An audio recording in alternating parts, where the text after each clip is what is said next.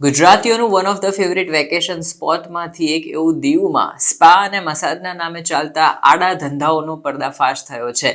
Union ટેરેટરીની એક હોટેલમાં આવા ધંધાઓ ચાલતા હોવાનો ભાંડો પણ ફૂટ્યો છે. વર્ષમાં હજારો ટુરિસ્ટ દીવ આવતા હોય છે અને અહીં વેકેશનની મજા માણતા હોય છે. આવા લોકો માટે એક ચેતવણીરૂપ કિસ્સો સામે આવી રહ્યો છે, જેમાં એક્સ્ટ્રા સર્વિસના નામે કસ્ટમર સાથે પ્રાઇવેટ મુવમેન્ટ સ્પેન્ડ કરાય છે અને બાદમાં યુવતીઓ ખોટા દુષ્કર્મના કેસમાં ફસાવાનું કહીને મોટી રકમ વસૂલી લેતી હોય છે. દીવના બુચરવાડા વિસ્તારમાં આવેલી હોટલ કેશવમાં આવા દેહ વેપારના ગંદા કામ ચાલી રહ્યા હતા, જ્યાં સૌથી પહેલા તો પુરુષ કસ્ટમર્સને મસાજ સર્વિસ અને સ્પાના નામે બોલાવવામાં આવતા હતા, જ્યાં તેમને યુવતીઓ સાથે અંગતપણ માટે પણ લાલચ અપાતી હતી. આમાં એક્સ્ટ્રા સર્વિસના નામે યુવતીઓ સાથે કસ્ટમર્સને હોટેલ રૂમમાં મોકલી દેવામાં આવતા હતા, જે આરોપીઓએ લાઇટના સ્વિચબોર્ડમાં પહેલાથી જ હિડન કેમેરો ફિટ કરીને રાખેલો હતો. આ કેમેરાનું સીધું ફોકસ જે હતું તે બેડ ઉપર હતું કે ત્યાં કસ્ટમર અને યુવતી વચ્ચે અંગત પડો જે મણાય તે કેપ્ચર કરી શકાય. હવે પુરુષ કસ્ટમર જ્યારે આ પ્રમાણે અંગત પડો માણી લે છે, પછી તે યુવતી સાથેનો એ પ્રાઇવેટ વિડીયો જે હતો તે આ કેટલાક શખ્સો બનાવી લે છે અને થોડા દિવસો બાદ તેને ધમકીઓ આપવાનું શરૂ કરી અને આ વિડીયો તારો છે, અમે વાયરલ કરી દઈશું એમ કહીને પૈસા પડાવે છે. આમ સાંભળીને કસ્ટમર પહેલા ગભરાઈ જાય છે અને પછી તે લોકો જેટલી પણ રકમ માંગે એટલી આપવા તૈયાર હોય છે.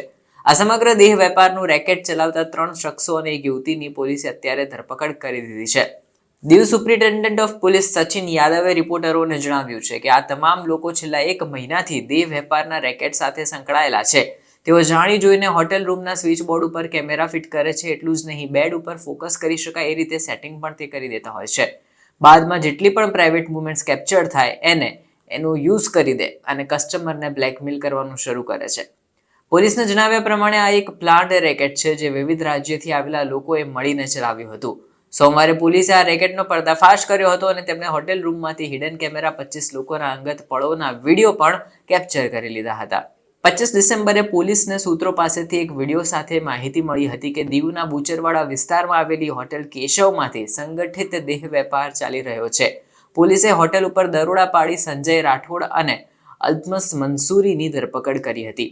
રાઠોડ આ હોટેલ ચલાવી રહ્યો હતો, જ્યારે મંસૂરી આ હોટલનો મેનેજર હતો.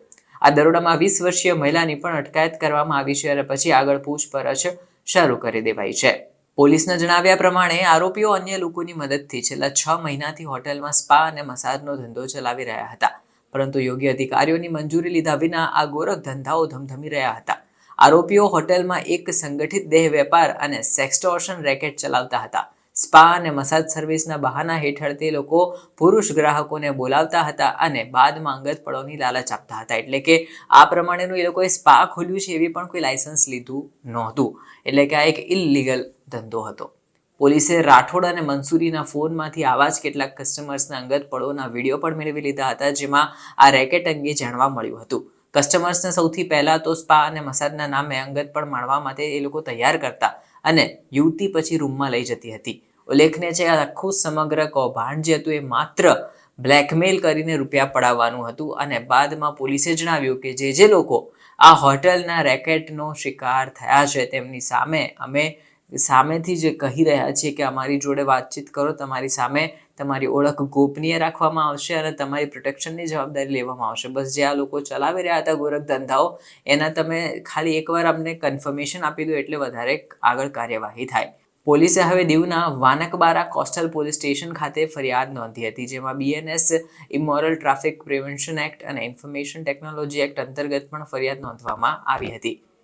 સૌથી પહેલા તો જે કસ્ટમરના આવા વિડીયો બની ગયા હતા તેમની સામેથી જ ફોન કોલ આવતા હતા અને એવું કહેતા હતા કે ગુજરાતથી એક વકીલ બોલું છું અને બાદમાં ધમકીઓ આપી અને પૈસા પડાવતા હતા. તેઓ દાવો કરતા હતા કે તમારી અંગત પડોનો વિડીયો મારી પાસે મળ્યો છે જેમાં યુવતી ફરી ગઈ છે. યુવતીએ કીધું છે કે તે તો મારી મરજી વિરુદ્ધ આ કૃત્ય કર્યું છે, હવે હું કેસ કરીશ તારી ઉપર, એ પણ દુષ્કર્મનો. આવી ખોટી ફરિયાદોની ધમકી આપી કસ્ટમર પાસેથી લાખો રૂપિયા ખંખેરી લેવામાં આવતા હતા.